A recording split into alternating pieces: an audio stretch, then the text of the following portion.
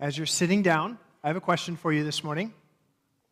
Are there any family traditions or rituals that either you have now with your family or maybe you had growing up that are pretty unique to your family? If you have any, go ahead and share those with your neighbor, as weird as they might be even. Take a few moments and share with someone nearby you what some of those family traditions or rituals might be that are kind of unique. Go ahead.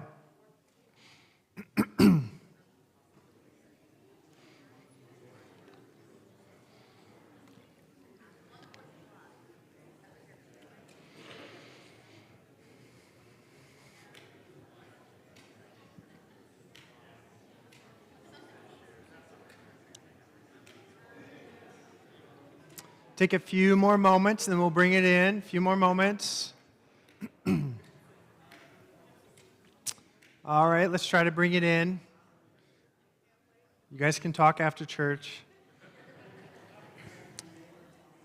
So, growing up, I don't know that my family had any traditions or rituals that were real unique to our family. It was like, this is what the Cottrells do all the time. But there's just one thing that comes to mind is, and I don't think this is that unique, but on Christmas Eve, in anticipation for Christmas Day, we would sometimes open a few presents early. And that was just something, it started out, I think, as like begging, and then my dad jumped in and was on our side.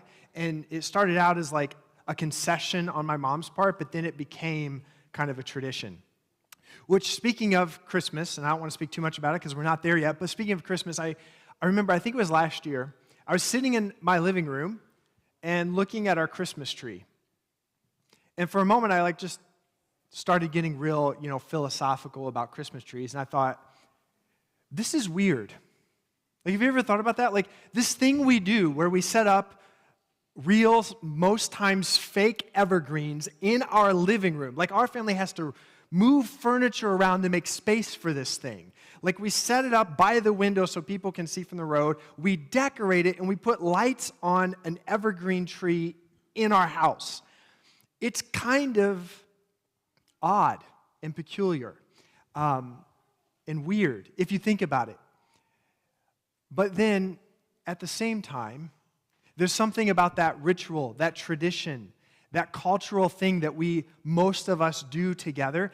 There's something about that tree in our living room being lit in the deep dark of a December winter that enlivens something in my soul. You know what I mean? It just warms my heart. There's something about when our family is gathered around in that living room together around the Christmas tree and sharing presents with one another, and then the meal that we share together, and as we celebrate the birth of our Savior, like all of that stuff around Christmas, there's something about those rituals and traditions that on the surface maybe look kind of odd if you just look at them at face value, but there's something about them that transcends what words can explain. It's something that we just feel. There's something about these traditions and rituals and symbols that bring us together and form us and bond our families.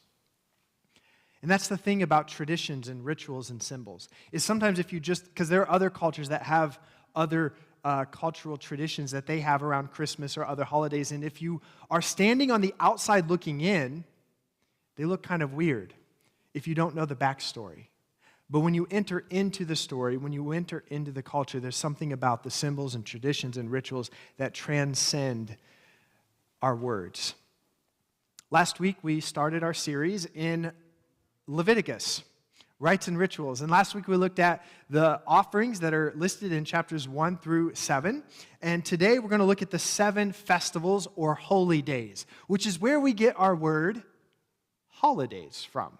We're going to be looking at the 7 festivals and holy days that God prescribed for His people. But before we do, I just want to give you a glimpse of what I believe is Leviticus. It has a very specific structure, and it creates what is called a literary chiasm. It sort of, you can go ahead and go to the slide with the outline on it. It creates like an arrow that draws your attention, draws your focus to a central point.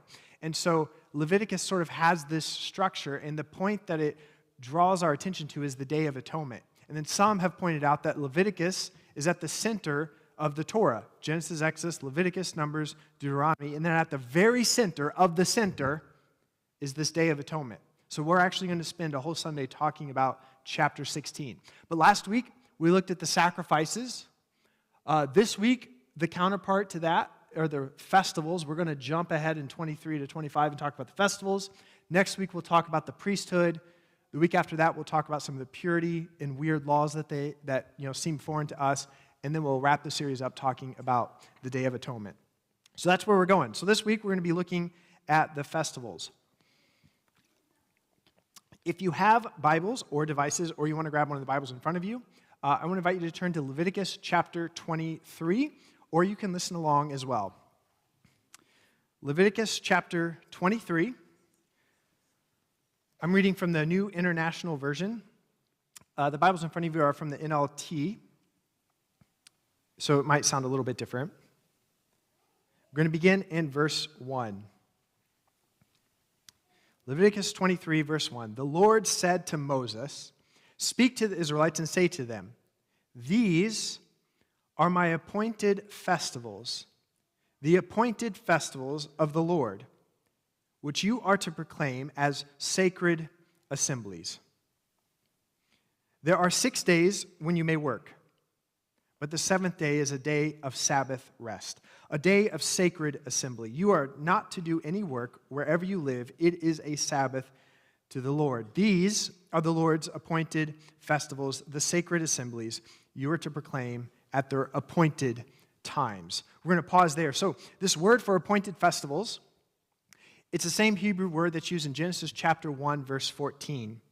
There's translated differently in our English Bibles, but there's the same Hebrew root word. It says, "And God said, 'Let there be lights in the vault of the sky to separate day from night, and let them serve as signs to mark sacred times and days and years.'" The sacred times and appointed festivals, similar words. And then God, in Leviticus 23, God goes into prescribing, talking about the 6 days for work, and then the seventh day Sabbath rest. And so right here, especially for the Israelite or the Hebrew mind, they would be calling or recalling Genesis chapter 1, this creation story. So this entire section about the festivals, the sabbatical year and the year of Jubilee, which we will get into more fully here in a minute, but this entire section, it has a theme of sevens and of Sabbath. The word Sabbath is repeated 11 times in chapter 23 and then 6 times in chapter 25. So all of these festivals, all of these rhythms, all of these rituals are taking the reader back to the creation narrative, back to humanity's purpose, back to Eden. God, through the agricultural calendar year, He's trying to teach His people that He is a God of new creation. God is also going to teach His people that the axis point of their calendar, the focal point of their calendar and what they are to revolve time and how they prioritize time is to be around this idea of Sabbath. It is to be around resting in God's presence. They are not to orient their calendar around productivity. To put it differently, God's people are to orient their priorities around resting in God's presence and give work and productivity whatever's left over. Not revolve time in their calendar around work and productivity and give resting in God's presence whatever is left over. God also prescribes for His people a way to orient their identity through the calendar year around their identity as His people who have been delivered from slavery. They are to orient their calendar around the story of deliverance because these festivals sort of highlight and commemorate. We're going to do a brief crash course through the festivals, but they commemorate a key aspect of their deliverance story. And so their calendar year is to be a reminder of their identity as God's people and this God who has delivered them from slavery. Their calendar year made their relationship with the Creator God, with their God, with our God, it made it the center of their universe. Even time itself was a way of prioritizing their relationship with God. I love what Rabbi Abraham Heschel wrote. He said, "Judaism teaches us to be attached to holiness in time, to be attached to sacred events, to learn how to consecrate sanctuaries that emerge from the magnificent stream of a year. I love this idea, and I find it to be really profound, that God's presence is not something that is confined to a specific geographical location or space or place. Like, we do not have to go to Jerusalem to encounter the presence of God, or you do not have to come to Life Point Church on Sunday morning at 10 a.m. to encounter the presence of God. God's presence transcends time and place because God's presence can be experienced in the ever-present reality of right now. Time itself, we can encounter and experience God in the now, in this very moment. And so the annual calendar of the Israelites was meant to remind them of God's faithful presence in the past. They're commemorating things God has done, but it also reminds them of the reality of his faithful presence in the present. He was faithful then, he was there then, and he is faithful now. He is here now. And our entire year is meant to be oriented around this relationship, this story, this reality. So Leviticus goes on in chapter 23 to describe all these festivals, and there's a lot of descriptions even about some specific things that are to do with some offerings and food offerings, and we're not going to read through all of that this morning. But I do want to give you like a brief overview. And so you can go to the next slide. It's pretty small. But if you download the app, it's in the app. If you download the Life Point Church app and go to the message notes, it's there. So there's spring festivals. There are 4 spring festivals and 3 fall festivals. If you're doing your math right, it's interesting. There's a theme of 7. There's 7 festivals. The beginning of the festival calendar began with Passover. And then 7 months later, there's another festival in the 7th month. And that was the beginning, the Day of Atonement was the beginning of their new civil year. But Passover was the beginning of their festival year. So there's sort of like 2 new years, if you will. Festival new year, and then sort of a civil, actual new year, I guess.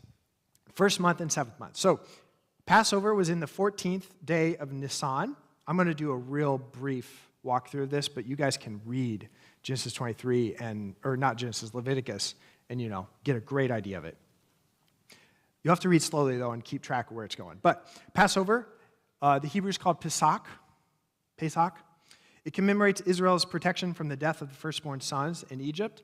And one of these days, maybe a sermon series over the connection to Jesus in all of these feasts. We could do a deep dive into that, but I just want to reference 1 Corinthians 5:7. Paul says that Christ is our Passover lamb. So there's kind of these echoes, but we're just doing a brief walkthrough here. On the day after Passover, on the 15th day of Nisan, is the Feast of Unleavened Bread, or Matzot.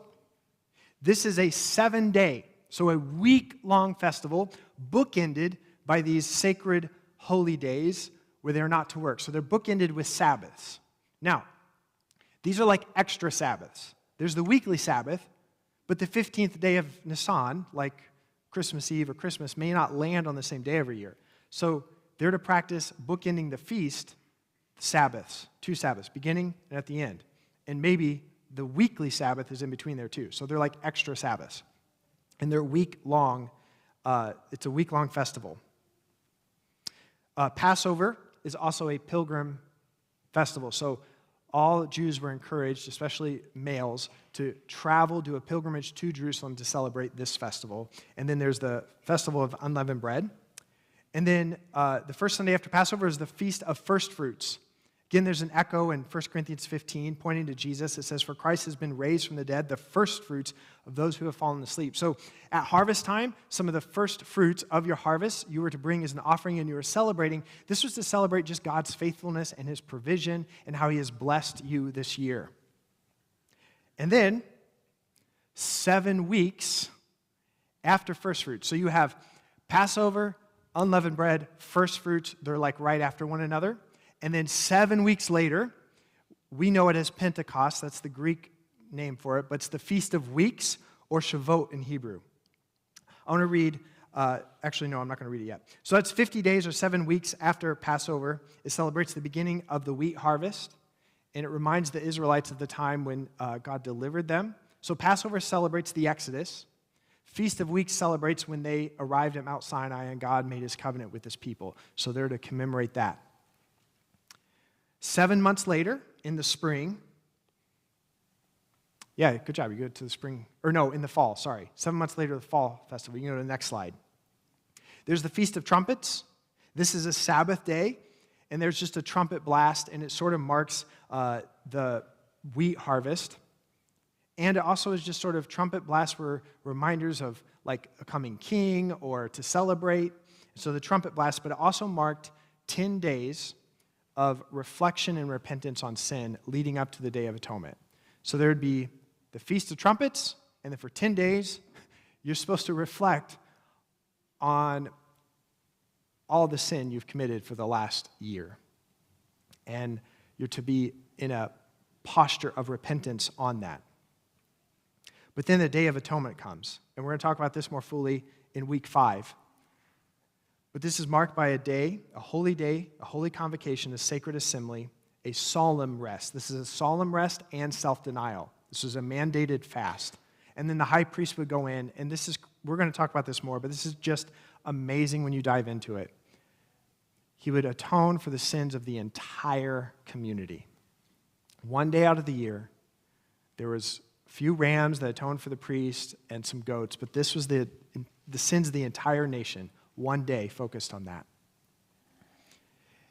And then there was a 7-day festival on the 15th day, so 5 days after the Day of Atonement.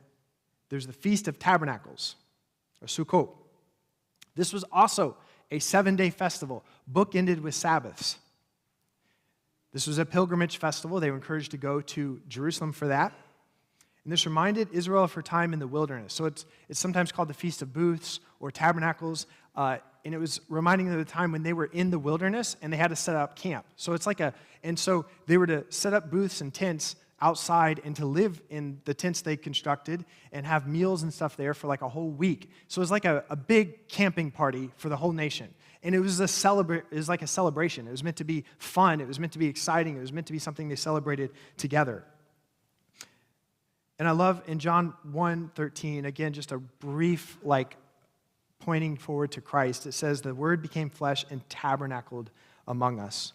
We looked upon his glory, the glory of the one and only from the Father, full of grace and truth. I just want to point out this idea that the Israelites, while they were in the wilderness, they had no national boundary, no geographical place that they were calling home. They were nomads.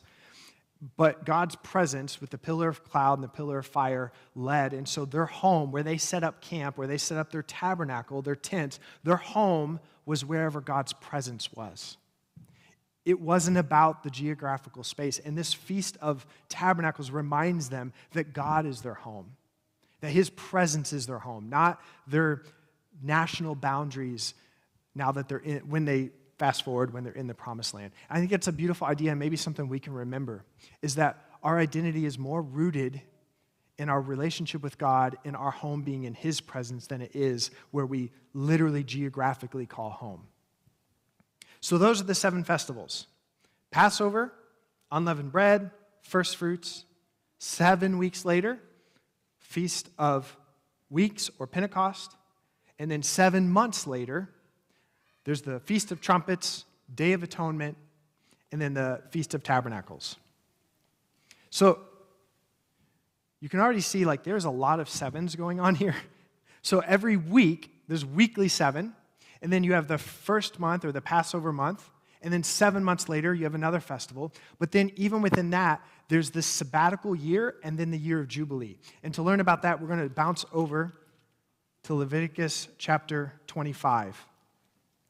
I'm going to read verses 1 through 13. It says, the Lord said to Moses at Mount Sinai, speak to the Israelites and say to them, when you enter the land I'm going to give you, the land itself must observe a Sabbath to the Lord. For 6 years sow your fields, and for 6 years prune your vineyards and gather their crops. But in the 7th year, the land is to have a year of Sabbath rest, a Sabbath to the Lord.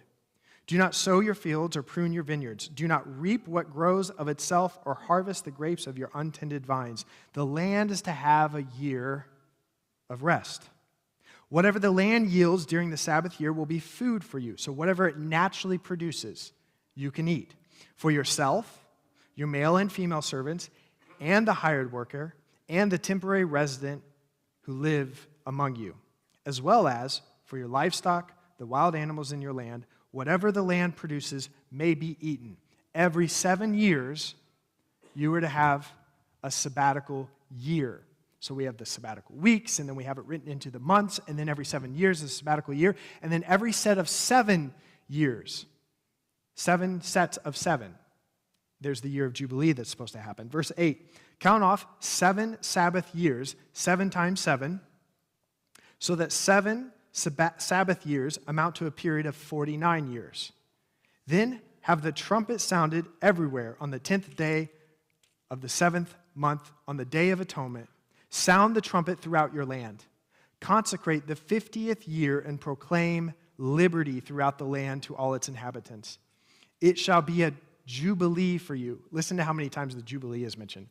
It shall be a jubilee for you. Each of you is to return to your family property and to your own clan. The 50th year shall be a jubilee for you. Do not sow and do not reap what grows of itself or harvest untended vines, for it is a jubilee, and it is to be holy for you. Eat only what is taken directly from the fields. In this year of jubilee, everyone is to return to their own property. So here's a lot, just in case you haven't trekked with it so far. So there's a weekly rhythm, 7 days, and then a Sabbath rest, where you are to rest in God's presence. And then there are these monthly festivals that are also marked by special Sabbath days and holy days. And you have it in the month of Passover, and then 7 months later, again, you're to have these festivals and the Day of Atonement. And there are these 2-week-long festivals with Sabbaths on them. And then every 7 years, you have a sabbatical year. And then every 7 sets of 7 years, so every 50 years, a year of Jubilee. Well, what on earth could this have to do with us today? And I don't even remember the 7 feasts that you've already crash course through, Anthony. Well, I'm glad you asked. This is where we're going to try to make it practical. So through all 7 festivals, the sabbatical year, and the year of Jubilee, I see running through all of these a couple themes of what God's people are called to do. I believe God's people are called to rest, to remember, to rejoice, and to restore. Now, I know you're probably thinking, well, Anthony, what about repentance? We'll talk about that on the Day of Atonement, okay? I know the R would have fit really nicely, but I think you can only handle 4 points this morning, okay? Because this is already a lot. So, God's people are called to rest, remember, rejoice, and restore. Let's unpack each of those real quick.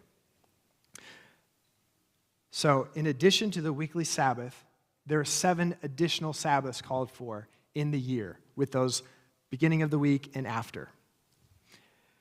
Why is God so insistent on this idea of Sabbath? Why is God so specific and so particular that his people observe the Sabbath? I believe there are 2 primary reasons. First, I believe Sabbath reminds us that we are not the sum total of what we produce. We are not the sum total of what we do, of what we create. Our value is not rooted in our productivity. Remember, the Israelites were here when we enter into the story. The Israelites have just been delivered from slavery. They were enslaved to a Pharaoh who believed he was a god. According to Egyptian theology, the Pharaoh was deified. And so the only thing in Egypt that the gods wanted from this group of people was their productivity. They were disposable slaves. They only mattered. Their value was rooted in what they could produce for the empire. But then one of the first things God does, our God does, when he delivers them from slavery in Egypt, is he calls his people to rest in his presence, because you are created in the image of Yahweh. You are created in the image of God. You are not the sum total of what you produce. Your value is rooted in his love for you and who he's created you to be. And Sabbath reminds you of that. Sabbath reminds you of your identity. Old Testament professor Walter Brueggemann writes, referencing Genesis 1, divine rest on the seventh day of creation has made clear, A, that Yahweh is not a workaholic, B, that Yahweh is not anxious about the full functioning of creation, and C, that the well-being of creation does not depend on endless work. That's what he suggests God resting on the seventh day in the creation story tells us about God, but we are created in the image of this God. We are created in the image of the Creator God. And so we too are not to be a workaholic, not to be anxious about the full functioning of creation, and not realize that the world does not depend on endless work. Sabbath reminds us of that. The second reason I think it's important for God's people to practice Sabbath rest is because it reminds us that the weight of the world does not rest fully on our shoulders. We can stop, and the world will keep spinning. We can stop, we can rest, and God will still be faithful. We can stop, and God will provide. The Sabbath rest invites us to stop playing God over our own lives, to stop trying to produce and control. And it's interesting, too, I'll point out, God prescribes Sabbath rest while his people are in the wilderness, where resources are scarce. I don't know about you, but when resources are scarce in my life, I don't prioritize Sabbath. That's when I more frantically try to manufacture something. But God says, no.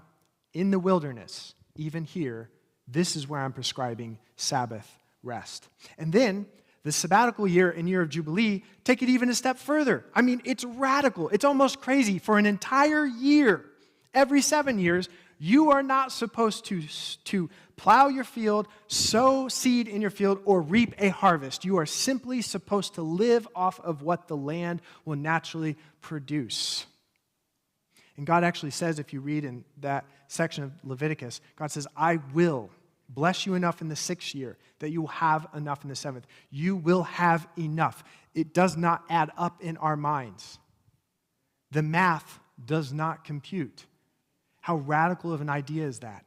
Every 7 years, you are to stop and give the land a Sabbath rest. And then, every 7 sets of 7, every 50th year, you're out of a Jubilee. And we're going to talk more about that in a few minutes, but so not only are you to give the land a rest, but you're to wipe away all debts, set slaves free in the sabbatical year, and indentured servants, but then in the 50th year to give land back to original owners.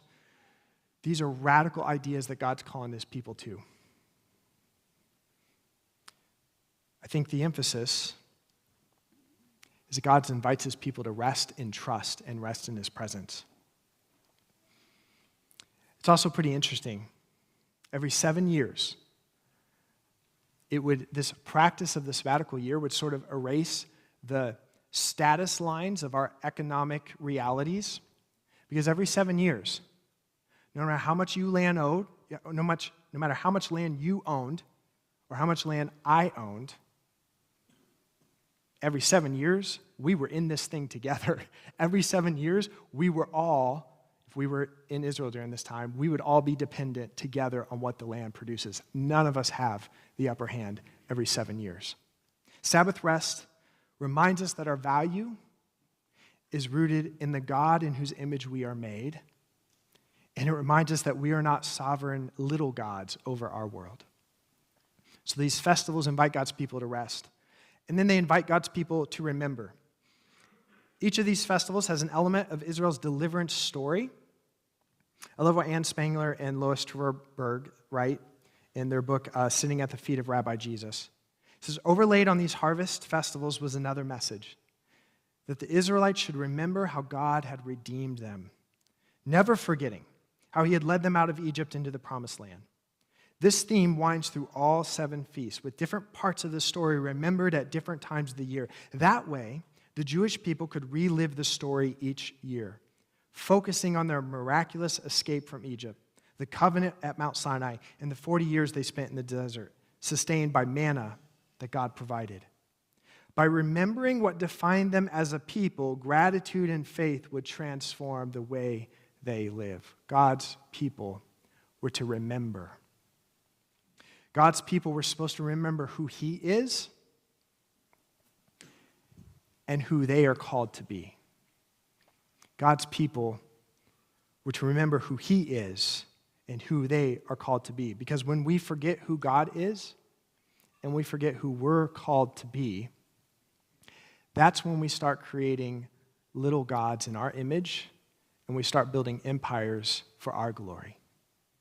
See, what happens when you forget that you were once also a slave in need of deliverance? What happens when you forget that you are in need of atonement and mercy and forgiveness? What happens when you forget that people are worth more than they produce? What happens when Jesus' followers forget the past that they've been saved from? What happens when Jesus' followers forget about the love and the grace and the mercy and the compassion that God has shown towards them? What happens when Jesus' followers forget that loving our neighbor includes our enemies? See, when we forget who God is and who He's called us to be, we start failing to reflect the image of God to the world around us. Do you know that historically, there is no historical or biblical evidence that Israel ever practiced the year of Jubilee? And you could probably imagine why. Like, this does not make sense. This is not good economics, you know? But they forgot who they were. If you also know the Israel story, you know, as you travel through the Old Testament, Israel would forget who they are. They would forget their identity. And centuries of unfaithfulness would eventually lead to exile. And so we're to remember who God is. We're to remember we need deliverance. We need mercy. We need God's provision. We need atonement. We need hospitality. We need grace. As God's people, we also need to remember. Number 3. There we go, the slide, remember. But we're going to go to the next one also. We need to rejoice. God's people are called to rejoice. The 7-day long festivals were joyous occasions, and I'm pretty sure a lot of food, based on some of the sacrifices they were commanded to give, a lot of food was eaten during this time. They were full of anticipation and celebration. Yes, the Day of Atonement was a day of solemn reflection and self-denial. It is really important that the weight of our collective contribution to the brokenness and the evil in this world settles on us. There's a time and a place for us to acknowledge the gravity of our sinful choices and the consequences of our sinful choices. There's a place to look that square in the face. But there is a disproportionate amount of time given to one day of solemn reflection and repentance compared to immediately following that 7 days of celebration and joy. God wants for His people, like, it's crazy. God mandates. He's like, you will celebrate and you will like it too. Like, it's on the calendar. You are to set aside times for festivity, for food and family, for community, for gathering together, for joy, for celebration. Like, you are to set aside time to rejoice. I think maybe, perhaps, some of us could rediscover how to have fun and celebrate in God's presence, how to see celebration as actually sacred and holy. See, that's the thing.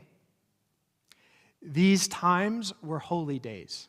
We tend to associate holy with morality, but the idea is actually more about being set apart. It's more about function and purpose than it is about morality.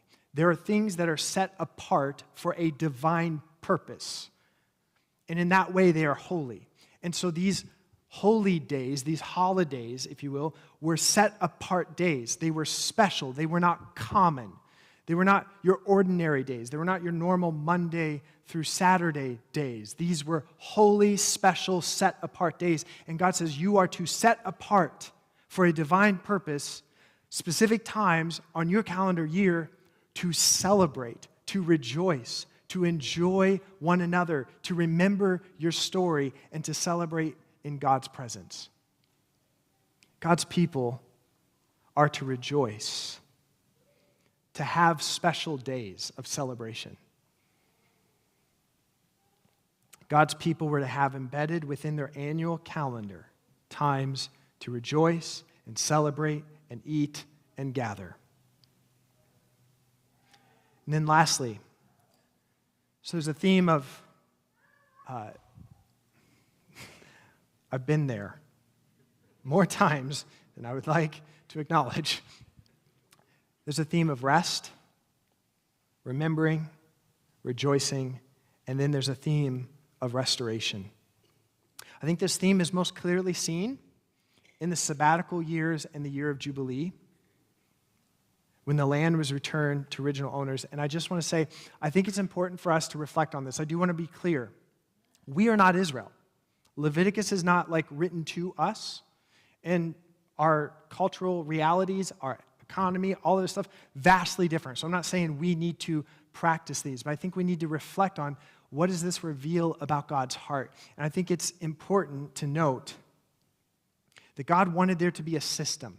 He wanted there to be a pathway for people to be restored. And I think it's important to point out, too, if you read it, God doesn't give clauses, or he doesn't prescribe or say anything about the reasons that someone may become poor or fall in hard economic times or be in debt.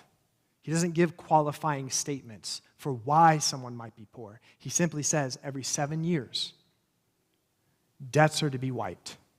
Every 7 years, slaves and indentured servants are to be set free. And then every 50 years, land is to be returned to the original owners. And so every 7 years, so if you, as an Israelite, you find yourself, you have a bad crop year, and you need to borrow money from your fellow Israelite, there's a way for you to do that, to still have livelihood, but not be overwhelmed for the debt forever, because in 7 years, it will be wiped clean. And then if you, as an Israelite, someone comes to you and they need to borrow money, you're supposed to lend it to them, but guess what? You're not supposed to charge interest. If they come to you and they need food, you can sell it to them, but it says, you can read chapters 23 through 25, it says, but you're not to profit off of it. You're to sell it to them for the value of what it is. And then if you need to sell off your land because you need the money and allow someone else to farm it, you wouldn't be crippling future generations. You wouldn't be robbing them of the inheritance that was given to you as God's people from the tribe of Judah in the promised land, because every 50 years, that land would be returned to your family.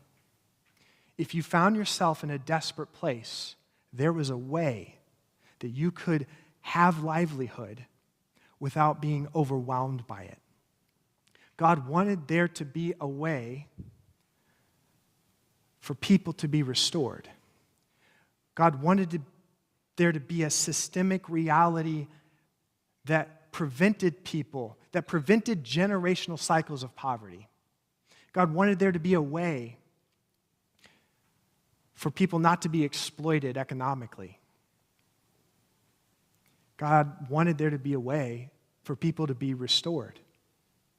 He wanted them as a community, the Israelites, to care for one another. So I simply want to share 3 questions related to this point of restoration.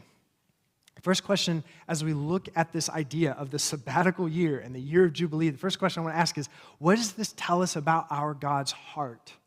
When you reflect on this, what things do you see are true about his heart for people? Second question I would ask, is there a place in your life where you need restoration? Maybe it's spiritually, emotionally, relationally, mentally, or maybe it is similar to the actual context. Maybe it's economically. Is there a place where you need restoration? Third question I'm going to ask, I'm going to hopefully not step on too many toes. I'm just going to share, because this has economic implications, and then that gets in the realm of politics, and then that is not good. So I just want to reflect on this for a moment. Again, I want to reiterate, I am not saying we are not Israel. I simply want to reflect. I'm going to be honest with you. This is my experience. When I read about the sabbatical year, when I read about the year of Jubilee, and some of these things that are revealed, I believe, in God's heart, it's caused me to step back and just reassess some of my economic assumptions about how things should work in the world. It's caused me to step back and reconsider my views on poverty and wealth building. It's caused me to step back and just ask, do some of the things that I just take for granted, or some of my perspectives about things, do they line up more with just what is culturally true of where I grew up, or do they line up with God's heart? Now, that's all I'll say about that, because I'm not an economist, and we don't want to go too far in that. I'm just saying, here's the question I would pose to you. Is God's heart allowed to challenge your assumptions, even about things like economics? So, first question, what is this idea of the sabbatical year and the year of Jubilee? What does this reveal about God's heart? Where do you too need restoration? And then lastly, are these things that we see that God wanted his people to do, are they allowed to challenge your assumptions? Notice I say, is it allowed? I'm not challenging you. If you feel challenged by that, just take it up, all right? God's people were invited into an annual rhythm that allowed them to rest in God's presence, allowed them to remember who he is and who they are, that invited them, mandated them to rejoice, and then God had these calendar rhythms that allowed for people to be restored. I want to close with some reflection questions for you.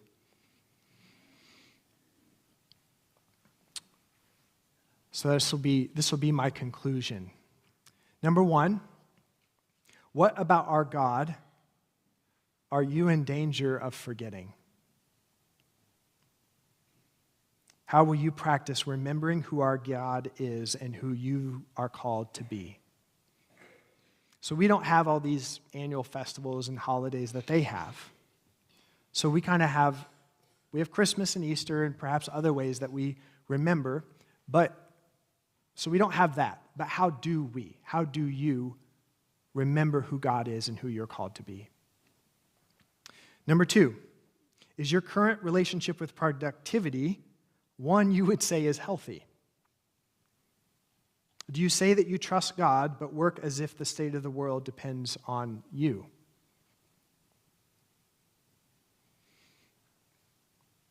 Number three, I was just thinking in my brain, it's quiet in here, it's making me nervous.